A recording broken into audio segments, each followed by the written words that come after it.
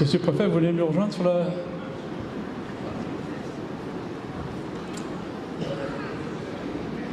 Non, non, c'est...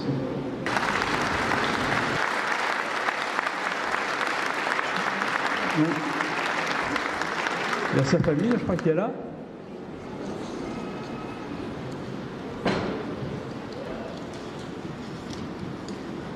L'école de Dunan, c'était l'école qui était la plus proche de l'endroit où s'est passée la prise d'otage, la plus proche de l'imprimerie de notre ami Michel Catalano et de son épouse Véronique. Et il y a à la fois des primaires et des maternelles. Et c'est vrai que ce sont les premiers enfants qu'on a sortis, qu'on a évacués. Je me souviens encore, c'était ici que ça se passait, quand on a rendu les enfants à leurs parents. Je me souviens, Madame la colonelle m'avait dit, Monsieur le maire, il faut que vous partiez au collège, au gymnase. Il faut que vous alliez voir les parents. Madame Tercero, elle a débuté dans l'enseignement en 1991. Elle a été titulaire en 1993.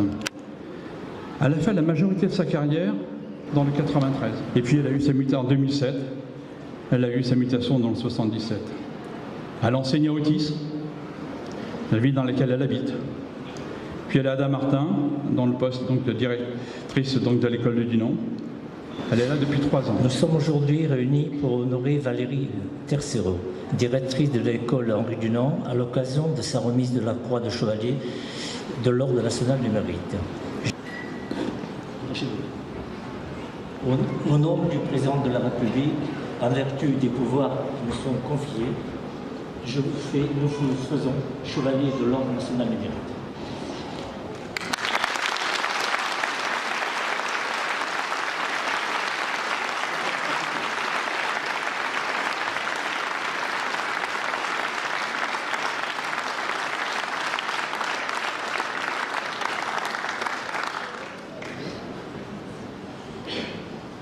Je suis très émue ce soir d'avoir reçu cette distinction. Je voulais remercier et partager tout d'abord ma médaille avec toute mon équipe, la psychologue scolaire, les ATSEM, les animateurs, les dames de cantine qui étaient présentes ce jour et qui ont fait en sorte que ce jour si particulier reste une journée quasiment ordinaire pour les élèves. Une grande campagne de réfection de trottoirs et de voiries a débuté. Elle se continuera sur cette année 2016. Ouverture du tant attendu parking public Ganneval en centre-ville, totalement et facilement accessible à toutes et à tous, et surtout gratuit pour tous. La municipalisation du centre social et culturel est en place. L'accueil du centre Georges Méliès a lui aussi été complètement relooké. Nous avons élaboré notre nouveau projet social. Il a été validé par la Caisse d'allocation familiale qui nous a donné l'agrément pour 3 ans. Et sans oublier, grâce à la communauté de communes des Plaines de Mont-de-France, le début de la construction de la nouvelle station d'épuration. Pour l'année 2016, l'exercice se montre plus délicat. La fiscalité locale est notre principale source des recettes de fonctionnement.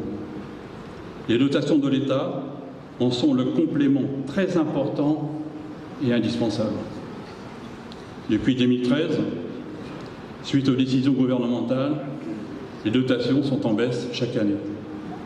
Depuis l'année 2014, nous avons perdu 894 444 € de dotation, soit 9% de notre budget. Malgré cela, nous tenons à maintenir notre engagement et le niveau de service.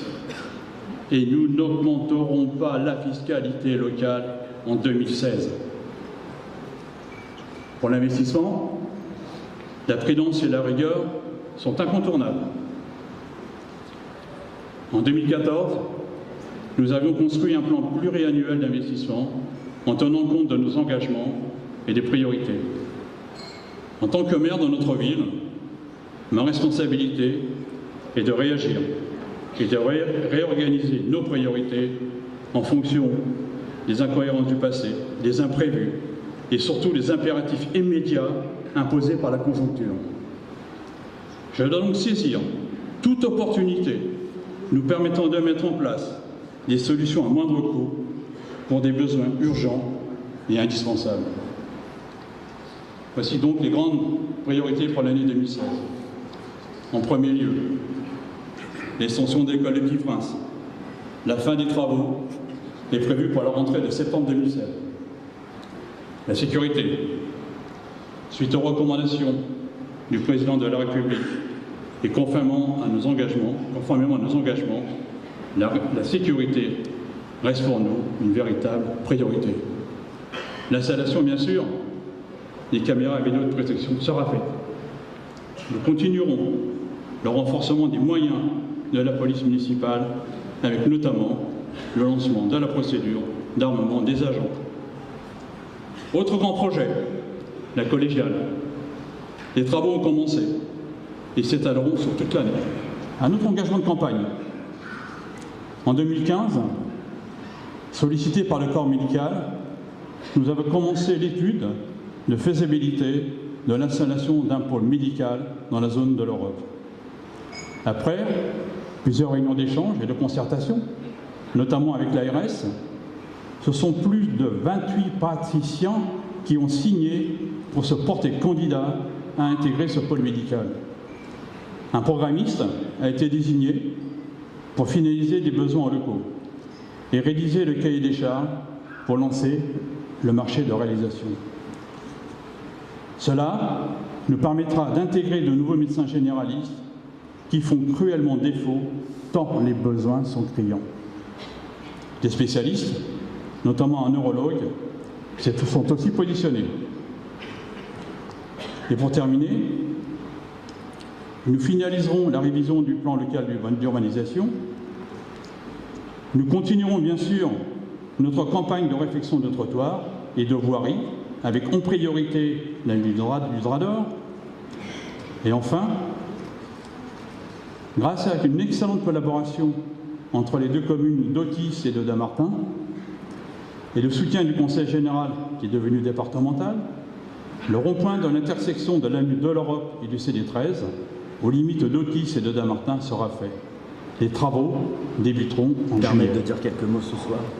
Moi aussi, j'ai un petit peu noté des petites choses parce que je l'ai fait juste avant de venir. Je me suis exprimé beaucoup, mais je suis tout d'abord très ému d'être parmi vous ce soir.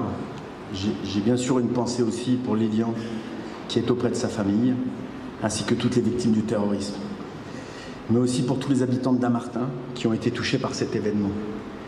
Je voudrais, au nom de ma famille, de mes employés, remercier tous les Dammartinois et les Dammartinoises qui nous ont soutenus sans faille depuis le début.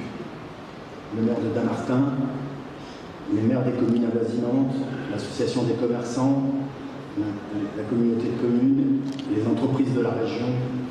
Sans vous, ma famille et mes amis, je n'aurais pas eu la volonté ni la force de pouvoir me relever de cette épreuve.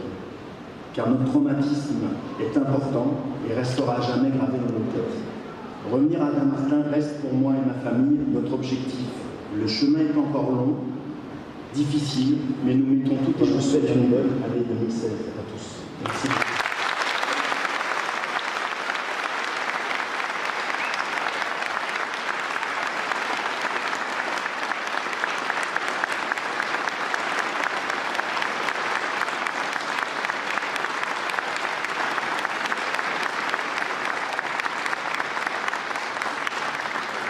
Merci Michel et surtout bon courage.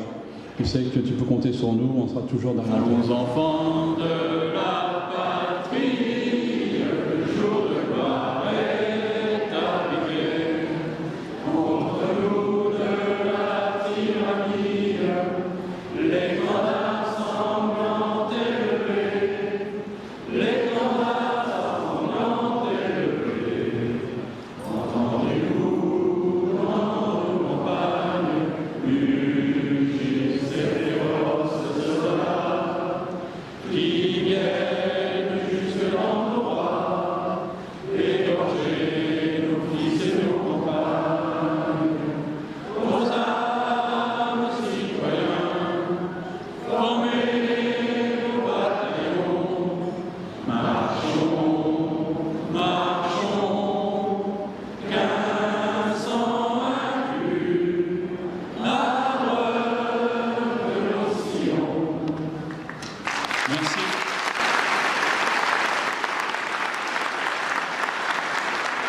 Thank you.